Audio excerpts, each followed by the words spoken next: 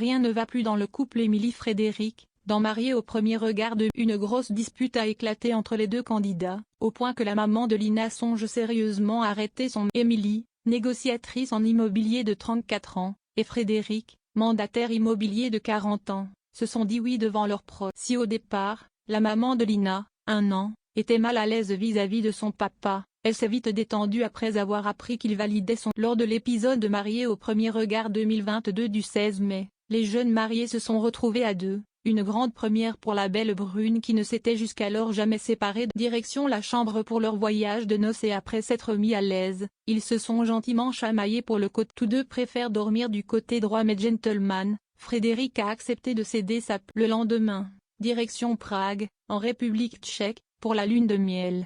Le jeune marié attendait plus de complicité, d'envie, de jeux de séduction et le cadre romantique pouvait au menu. Pétales de rose, champagne et belle déclaration. Ce n'est pas très en forme que Frédéric s'est réveillé. Il avait mal à la gorge et a toussé une grande partie de la nuit.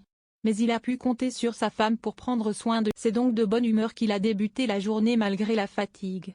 Ils se sont offert une séance de massage, l'occasion pour le papa d'Ambre de plaisanter. Je vois un bout de ton sein. Ils ont ensuite partagé un verre de champagne dans une piscine et ont enfin échangé leur premier baiser. Pour leur dernière soirée, ils se sont rendus au restaurant.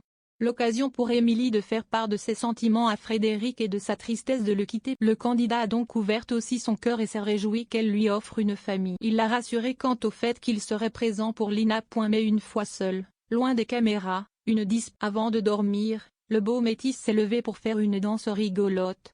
Sa femme lui a ensuite demandé s'il était tout le temps comme ça, une question que Frédéric a mal prise. Ils se sont donc emportés tous les deux. Je suis vraiment braqué. C'est un point de non-retour. J'ai envie d'arrêter, a confié Émilie.